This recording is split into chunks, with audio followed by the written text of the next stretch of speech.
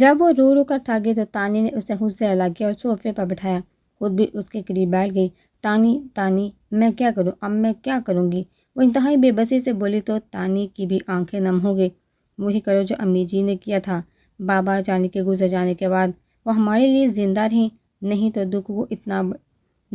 دکھ تو اتنا بڑا تھا کہ لگتا تھا انہی کے ساتھ چلی جائیں گی، لیکن انہوں نے اس وقت ہمارے بارے میں سوچا ہوگا، ہم ہی ان کے سب کچھ تھے، اب تمہیں بھی انہی کے بارے میں سوچنا ہے۔ وہ ایک لمحے کو خاموش ہوئی پھر بولی، تمہیں پتہ ہے جب سے تمہاری یہ حالت ہوئی ان کا بار بار بی پی شوٹ کر رہا ہے۔ یہ کہہ کر وہ رو پڑی تھی۔ وانیہ تڑپ ہی تو گئی تھی یہ سن کر۔ تانی پلیز مجھے معاف کر دو، تم نے چھوٹی ہو کر یہ باتیں سوچی اور میں دیکھو اپنی امی جی کی کتنی نالائق بیٹی ہوں۔ اس نے جلدی اپنے آنسو پونچھے۔ میں پرامس کرتی ہوں خود کو سنبھال لوں گی، امی جی کے لیے، تمہارے لیے۔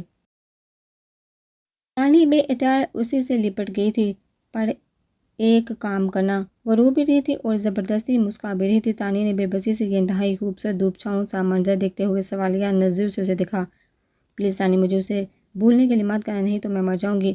وہ میرے وجود میں، میری رگ رگ میں خون کی طرح گردش کرتا ہے، میں اسے اپنے روح سے، اپنی سوچوں سے نوچ کر نہیں پھینک سکتی۔ اوکے ٹھیک ہے، آپ سے کوئی کچھ نہیں کہے گا۔ وانی آپ اپنا خیال رکھیں، بس رکھیں گی نا؟ وانیہ نے زخمی مسکراہٹ سے سر اسپات میں ہلایا۔ وقت کب کسی کے لیے رکتا ہے؟ وانیہ نے اپنی زندگی سے اس دنیا میں لانے والی ماں کے لیے وقت پکار دی تھی جس کا وانیہ پر اس پورے جہان سے زیادہ حق تھا۔ اس نے اپنے ٹکڑے ہوئے دل کے ساتھ جینا سیکھ لیا تھا، امی جی کے سامنے ہنستی مسکراتی، چھوٹی چھوٹی شرارتیں کرتی، کالج میں بھی اور مایا کے ساتھ بھی نارمل بہیو تھا، البتہ اس شخص سے گریز ضرور تھا۔ سودا اس نے کیا، بڑی سہولت سے ریان ماموں کو ایگری کیا کہ وہ صبح جلدی اور ریلیکس ہو کر کالج جانا چاہتے تاکہ لائبریری میں زیادہ سے زیادہ پڑھائی پر توجہ دے۔ اس نے نمی کو نیند کو ہتھیار بنایا تھا، جانتی تھی کہ نمی کسی صورت صبح ہیزی اختیار نہیں کرے گی۔ وہ بڑی آسانی سے اس مشکل سے باہر نکلی تھی، اب اپنے ڈرائیور کے ساتھ آتی جاتی، پر تنہائیوں میں ضرور دل کے زخم کھوج کر روتی۔ ان سب کے ایگزام خیر و عافیت سے ہو چکے تھے، مایا کا بھی MSc کمپلیٹ ہو گیا تھا۔ وانیہ کا اصل امتحان تو اب شروع ہوا تھا جب ان کی شادی کے دن بے حد قریب آ گئے تھے۔ ان نے خود بکڑے پہلے بٹھا کر اور ضبط کی آخری منزلوں کو چھو کر اس کی شادی کا ہر فنکشن اٹینڈ کیا تھا۔ آج شفان کی بارات تھی، سب جلدی تیار ہو رہے تھے۔ سمیرہ اور تانیہ تو تیار ہو گئی تھی، وانیہ بے دلی سے اپنے کمرے میں بیڈ پر پڑی تھی۔ سمیرہ ریان کی طرف چلی گئی تھی، تانی کو جلدی سے وانی کے ساتھ پہنچنے کی ہدایت دے کر۔ تانی روم میں داخل ہوئی تو وانیہ جلدی سے اٹھ بیٹھی۔ دیکھو نا تانی، میرے وارڈروم میں کتنے نیو ڈریس ہیں، مجھے تو بالکل بھی سمجھ نہیں آ رہی کہ کون سا پہنوں۔ وہ جبراً مسکراہٹ چہرے پر سجا کر مصروف سے انداز میں بولی۔ تانی جی بڑھ کے بدمزہ ہوئی تھی۔ وہ پنک میکسی پہن لو جو امی جی اپنی پسند سے لے کر آئی تھی۔ اوکے، وہ ڈریس اٹھا کر چپاک سے واش روم میں گھس گئی۔ تقریباً آدھا گھنٹہ لگا تھا اسے تیار ہونے میں۔ پنک میکسی پہ ہلکا سا میک اپ کیے، لائٹ پنک لپ گلوز لگائے، وہ گڑیا ہی تو لگ رہی تھی، نازک، بے حد حسین لیکن سوگوار حسن۔ وہ ریان ماموں کی طرف پہنچی تو سب ریڈی تھے۔ اور ماشاءاللہ میری گڑیا تو بہت پیاری لگ رہی ہے۔ سارا نے بے اختیار ہی وانیہ کو خود سے لگایا، اس کی بلائیں لی۔ اتنے میں دولہے صاحب بھی تشریف لائے تھے۔ آج تو شفان کی شب ہی نرالی تھی۔ ڈارک گرے کلر کی شیروانی پہنے وہ کسی سلطنت کا شہزادہ لگ رہا تھا۔ اٹھتا قد، چوڑے شانے، مضبوط جسم اسے اور بھی خوبصورت بناتے تھے۔ سارا نے آگے بڑھ کر اس کی نظر اتاری۔ آج پتہ نہیں کیوں صبح سے انہیں عجیب سی وہم ستا رہے تھے۔ چلو بھئی نکلو، کب سے میرب فون کیے جا رہی ہے۔ وہ بارات لے کر گھر سے نکلے تھے اور ہنسی خوشی مایا کے گھر پہنچے۔ سارے فنکشن کا انتظام مایا کے پاپا مسٹر جاور نے اپنے بنگلے کے وسیع و غرض لان میں ہی کیا تھا۔ یہ بھی مایا کی خواہش تھی کہ وہ اپنے ہی گھر سے رخصت ہونا چاہتی ہے۔ اس کے پاپا نے لاڈلی بیٹی کا مان رکھا تھا۔ بارات کا سواگت بڑی گرمجوشی سے کیا گیا تھا۔ سب اپنی اپنی فیملی کے ساتھ ٹیبلز پر بیٹھ چکے تھے۔ سمیرہ تو سارے کے ساتھ بزی تھی۔ نمرا تانی کو اپنے ساتھ اپنی کزن سے ملوانے لے گئی۔ اس نے یہ آفر وانیہ کو بھی کی تھی لیکن اس نے ٹال دیا تھا۔ قدرے الگ تھلگ سی ٹیبل پر بیٹھ گئی تھی، تبھی اسے محسوس ہوا کہ مسلسل کسی کی نظروں کے حصار میں ہے۔ اس نے ادھر ادھر دیکھا تو نظر اسٹیج پر شفان کے پہلو میں بیٹھے اس ہینڈسم سے شخص پر پڑی جو بڑے پرشور انداز سے اسے دیکھ رہا تھا۔ ساتھ وہ دھیمے انداز میں باتیں کرتے ہوئے مسکرا رہے تھے۔ اس نے فوراً نظریں ہٹائی تھی۔ السلام علیکم، اس کے بہت قریب سے آواز آئی تو اس نے چونک کر سر اوپر اٹھایا۔ وعلیکم السلام، اس نے چبا کر جواب دیا۔ میں ایس پی حارث ہوں، تو میں کیا کروں؟ وہ تلملا لیکن مقابل ذرا ڈھیٹ واقع ہوا تھا، یا پھر اس کا معصوم اور دلنشین حسن دیکھ کر ہو گیا تھا۔ غالباً میرے اور آپ کے رشتے کی بات چل رہی ہے۔ اس نے رشتے پر زور دیا تو وانیہ کلس کر رہ گئی۔ تو پھر تو آپ نے یہ بھی سنا ہوگا کہ میں انکار کر چکی ہوں، اس نے بھی دانت کچکچا کے کہا۔ اوہ، تو آپ نے غالباً اپنی پڑھائی کی وجہ سے انکار کیا ہے۔ تو کوئی بات نہیں، میں آپ کی پڑھائی مکمل ہونے کا انتظار کروں گا۔ اس نے انتہائی گہری اور دلچسپ نظر سے اسے دیکھا۔ اور اب تو انتظار کرنا ہی پڑے گا۔ اس کے خطرناک تیور کا اپنی بات کہہ کر رفو چکر ہو گیا۔ کا ہو چکا تھا، ہر طرف مبارکباد کی ستائش گونجتی۔ وہ تانی کو ڈھونڈ رہی تھی کہ سارا مامی نے اسے آواز دی۔ ان کے پاس امی اور مایا کی ماما بھی کھڑی تھی۔ سنو وانیہ بیٹے، مایا ریڈی ہے، اسے باہر لے آؤ۔ اور یہ جولی باکس ہیں، ان میں سے ایک میں خاندانی کنگن ہے، مایا کو لازمی پہنا دینا۔ میرب، تانی اور نمرا تو دودھ پلائی والی رسم کی تیاری کے لیے کچن میں گئی ہوئی ہیں۔ جی بہتر۔ وانیہ نے اندر جاتے ہوئے ایک نظر شفان پر ڈالی۔ وہ بے انتہا خوش تھا۔ اس نے بے اختیار نظریں چرا کر اس کی دائمی خوشی کی دعا مانگی تھی۔ محبت کی خوشی میں وہ بھی خوش تھی۔ انہی سوچوں کے زیر اثر وہ اندر داخل ہوئی۔ اندر وسیع لاؤنج میں کوئی نہیں تھا۔ وہ باکس تھا میں سیڑھیاں چڑھ رہی تھی کہ اچانک مایا کے کمرے کی طرف سے انتہائی دہشت ناک چیخوں کی آواز گونجی تھی۔ وہ ہکا بکا پہلے تو ٹھٹکی، پھر بھاگ کر اوپر کی طرف لپکی۔ وہ بھاگ کر اوپر پہنچی تو کانپ اٹھی۔ مایا کے کمرے کے سامنے بڑے ہال میں میرب بے ہوش پڑی تھی۔ وہ پھٹی پھٹی آنکھیں لیے تھوڑا آگے بڑھی۔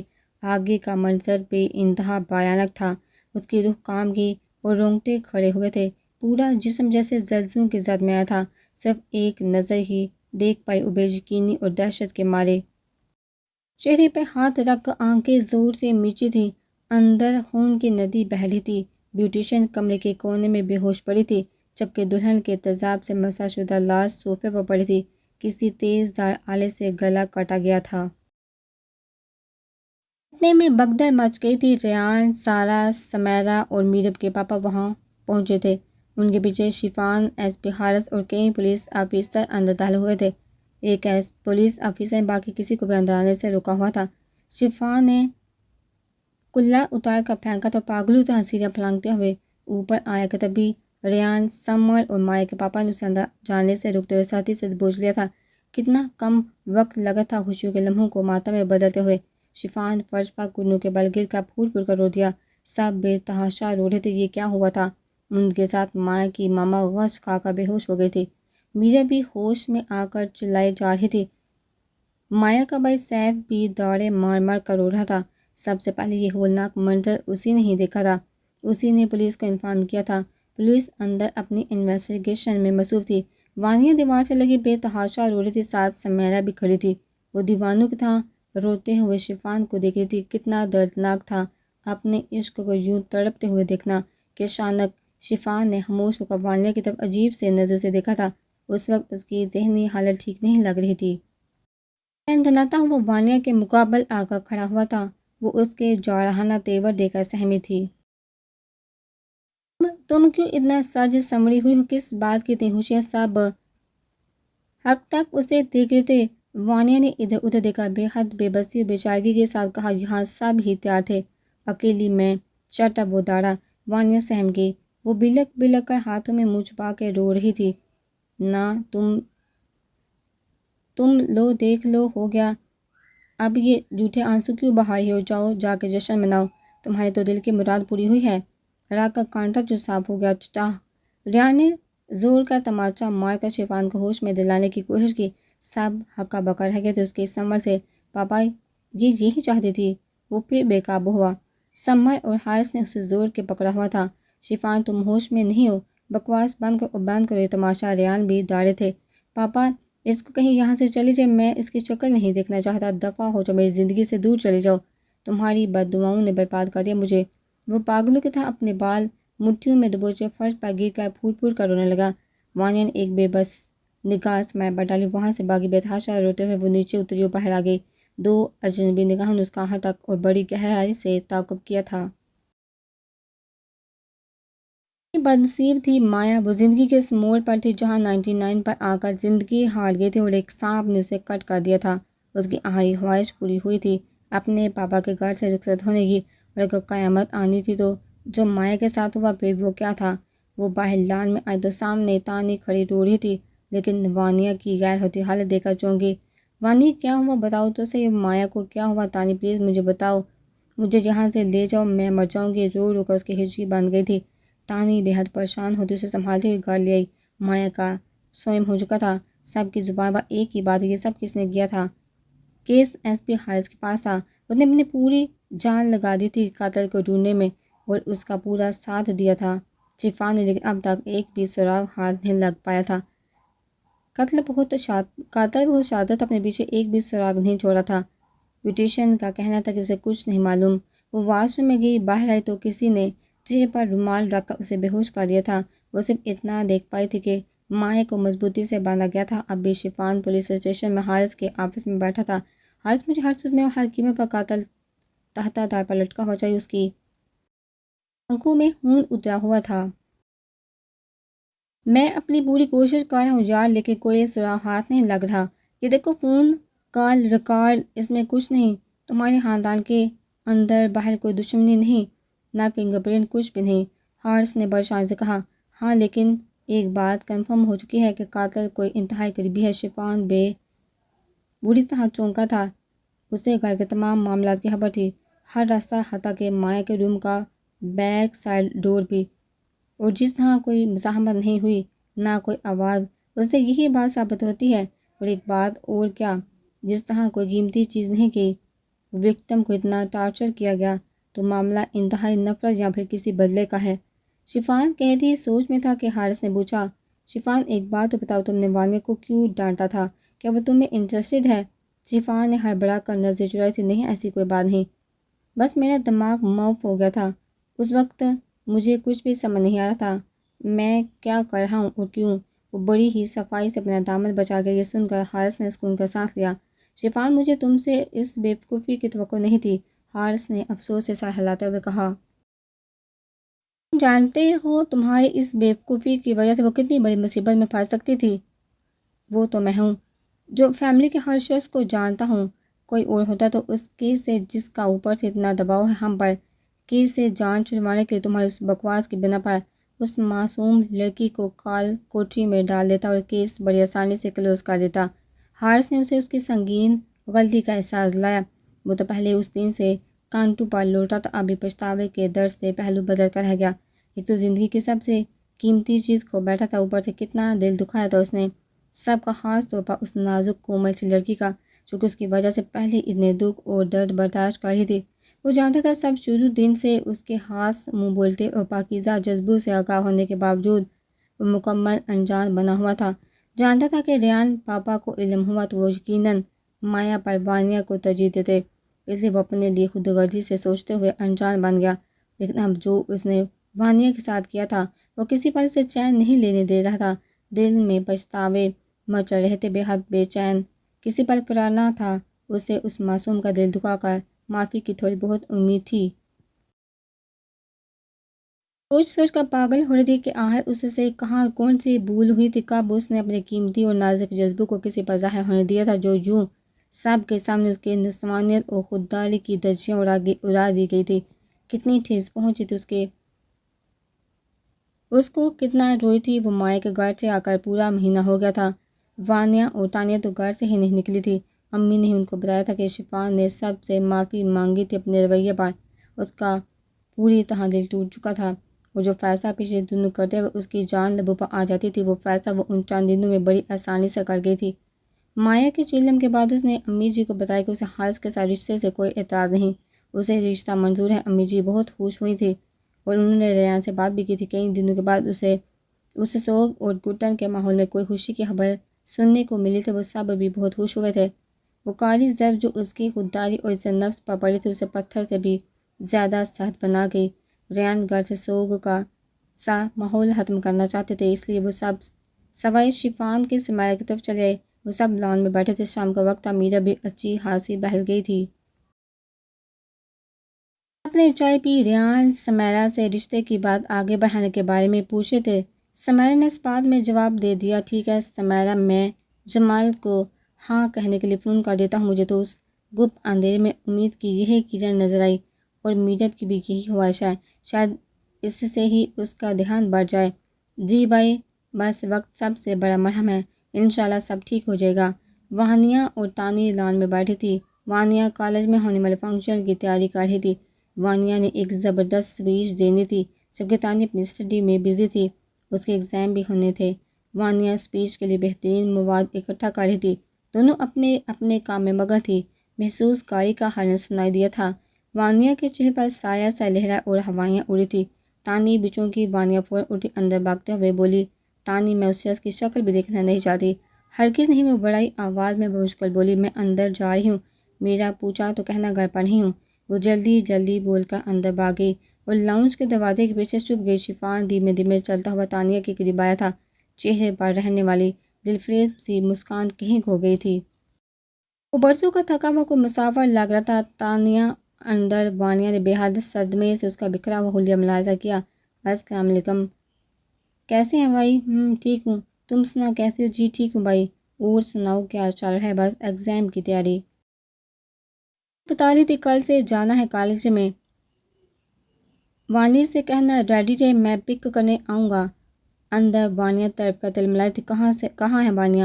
وہ بھائی وہ گھر پر نہیں ہے۔ تانیہ کی جھوٹ بولتے ہوئے زبان لڑکھڑائی۔ شفان ایک نظر ٹیبل پر ڈالی، دو کرسیوں کے آگے ٹیبل پر بکھرے پیپر، دو جوس کے گلاس اور لاؤنج کے دروازے میں پڑا دوپٹہ۔ مایا کے جانے کے بعد وہ پہلی بار دل سے مسکرایا تھا۔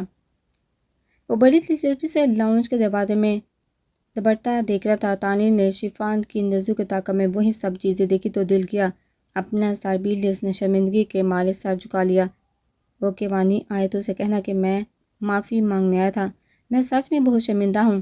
اسے کہنا پلیز مجھے معاف کر دے، میری تھوڑی اذیت کم کر دے۔ یہ کہتے ہوئے اس کے چہرے پر کرب اور اذیت کا ایک جہاں آباد تھا۔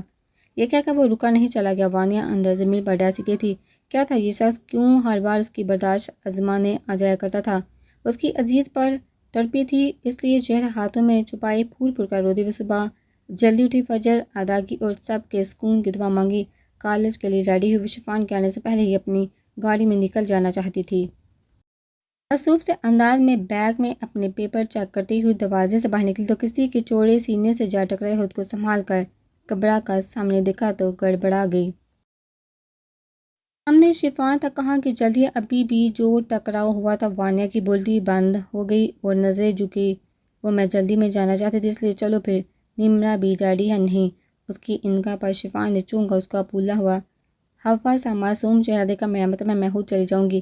کیا پاگل پن ہے وانیہ؟ حسب معمول وہ غصے میں گھرایا، اور اسی غصے میں سے تو وانیہ کی جان جاتی تھی۔ مجھے پاپا نے بھیجا ہے کیونکہ ہم کوئی رسک نہیں لینا چاہتے، کہتا ہے کھلے عام دنلاتا پھر رہا ہے، اس کا کیا مقصد ہے کیا پتہ؟ تمہیں اتنی سی بات سمجھ میں نہیں آتی؟ اس کا لہجہ انتہائی شکست ہوتا تھا۔ سمیرا سب سن رہی تھی، آخر وانیہ کو ربطہ کیا بچپنا ہے؟ وانیہ کیوں بحث کر رہی ہو؟ پھوپھا شاید یہ اس دن سے ہی ناراض ہے مجھ سے، مانتا ہوں غلطی ناقابل تلافی ہے میری، میں صدمے میں کیا کیا بکواس کر کے نہیں جانتا، پر میں سب سے معافی مانگ چکا ہوں، میں صرف ہی مانگنے آیا تھا۔ تانی نے بتایا ہوگا، اب پھر آپ کے سامنے معافی مانگتا ہوں، پلیز ریئلی ویری سوری۔ وہ شکست خوردہ سا بولتا گیا، اس کے لہجے میں کچھ تھا۔ تبھی وانیہ بولی، میں جاتی ہوں امی، آپ فکر مت کریں۔ اوکے اللہ حافظ۔ وہ چپ چاپ آ کر گاڑی میں بیٹھ گئی۔ عرفان نے ڈرائیونگ سیٹ سنبھالی، بڑی گہری نظر سے اس کا جائزہ لیا تھا۔ اسے خبر ملی تھی کہ اس نے رشتے کے لیے ہاں کر دی ہے، پر پاپا نے آگے بات کی تو ادھر سے بھی ہاں ہو گئی تھی۔ دونوں طرف سے رشتہ پکا ہو چکا تھا، باقاعدہ رسم ہونے کے لیے کچھ وقت گزرنے کا انتظار تھا۔ شفان کو پتا تھا کہ وہ صرف اسے بھاگ رہی ہے، اور یہ بات بھی جانے کہ اسے بے حد اذیت میں مبتلا کر رہی تھی۔ وہ بڑی باقاعدگی کے ساتھ اپنی ڈیوٹی نبھا رہا تھا۔ وانیہ اور نمرا کو پک اینڈ ڈراپ کرنے کی تانی ریان ماموں کے ساتھ آتی جاتی تھی، کیونکہ اس کا کالج ان کے روٹ میں تھا۔ اسٹڈی دوبارہ سٹارٹ ہو چکی تھی، وانیہ مکمل طور پر اسے اگنور کر رہی تھی، چہرہ بھی بالکل سپاٹ ہوتا، کسی بھی جذبے کے بغیر، اور یہ سپاٹ چہرہ نہ جانے کیوں شفان کے دل میں ایک کسک جگا دیا کرتا تھا۔ آدمی اس سٹی سے فارغ ہو کر باہر گیٹ پر شفان کا ویٹ کر تھی۔ آج کسی وجہ سے نمی بھی نہیں آئی تھی۔ آدھا گھنٹہ ہو چکا تھا۔ اس نے موبائل نکال کر ٹائم دیکھا، اتنے میں ایک گاڑی اس کے قریب رکی تھی۔ وہ سیف تھا۔ اسے حیرانگی ہوئی۔ السلام علیکم سیف بھائی، آپ یہاں کیسے؟ بس سوچا بہن کی یاد تازہ کروں۔ وہ بے حد افسردہ دکھائی دے رہا تھا۔ تم ابھی تک کیوں کھڑی ہو؟ اگر کوئی نہیں آیا تو آؤ، میں ڈراپ کر دوں تمہیں۔ نو تھینکس، بس ابھی شفان آتے ہوں گے۔ وہ بولی تھی کہ شفان کی گاڑی اس کے قریب آ کر رکی۔ وہ بھی سیف کو دیکھ کر حیران ہوا تھا۔ تم یہاں کیسے سیف؟ ہاں، تم دونوں کزن کی کیمسٹری تو بہت زبردست ہے۔ ابھی وانیہ صاحبہ نے بھی بالکل یہی بات پوچھی تھی مجھ سے۔ پتہ نہیں سیف تعریف کر رہا تھا کہ طنز۔ شفان دھیرے سے مسکرایا تھا جب بھی وانیہ کلس کرا گئی، لیکن آپ کی اطلاع کے لیے میں قریب ہی ضروری کام سے آیا تھا۔ وانیہ کو کھڑے دیکھا تو بات کر لی۔ کوئی پرابلم ہے؟ جاننے کی اس کا لہجہ طنزیہ تھا۔ ارے نہیں، بس ویسے ہی پوچھا تھا۔ اوکے چلتے ہیں، آگے ہی میں کافی لیٹ ہو گیا تھا۔ چلو وانی۔ اس نے با کا وانیہ کے لیے فرنٹ ڈور کھولا تھا۔ وانیہ حیران تھی پر چپ چاپ بیٹھ گئی تھی۔ کیا ہوا حارث؟ اتنی ایمرجنسی میں کیوں بلوایا؟ خیریت ہے؟ شفان نے حارث کے آپس میں دخل ہوتے کئی سوال کر ڈالے۔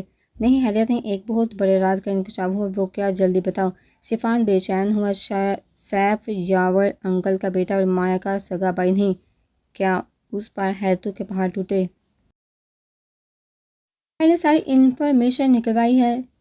وہ یاور انکل نے اسے بیٹا نہ ہونے کی وجہ سے اڈاپٹ کیا تھا۔ کئی سال پہلے سیف کا باپ جرائم پیشہ افراد سے منسلک ہوا۔ بیوی کو کسی دشمن نے قتل کر دیا تو بیٹے کو محفوظ کرنے کے لیے اسے کسی ادارے میں چھوڑ دیا۔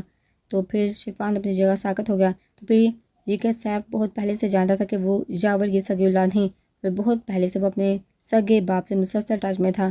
اس سے ملتا ہے جو کہ اب شہر کا با اثر ترین شخص ہے، دولت سے کھیل رہا ہے۔ تو پھر اس سے مایا کے مرڈر سے کیا تعلق ہے؟ تعلق ہے؟ حارث خاموش ہوا۔ کیا تعلق ہے؟ بتاؤ حارث پلیز۔ وہ مایا سے شادی کرنا چاہتا تھا۔ وٹ؟ شفان دم بہت رہ گیا۔ ہاں، انویسٹیگیشن کے دوران مایا کی ایک فرینڈ سے پتہ چلا کہ اس نے جب مایا کو پرپوز کیا تو مایا نے اس کے بہت انسلٹ کی، اسے ریجیکٹ کرتے ہوئے کہا کہ وہ اس کا بھائی تھا، وہ رہے گا، وہ اس بارے میں سوچ بھی نہیں سکتی۔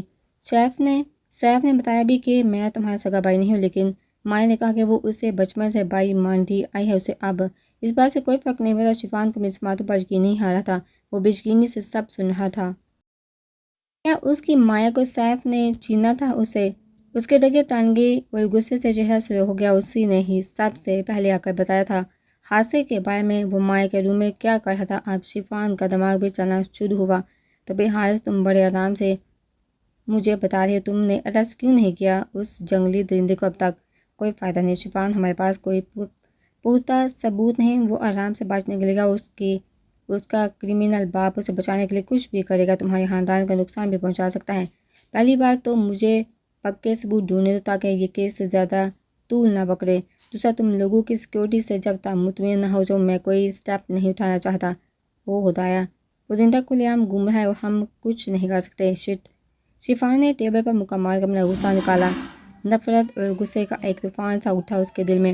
اور ہاں، ایک اور چونکا دینے والی اور پریشان کر دینے والی بات ہے۔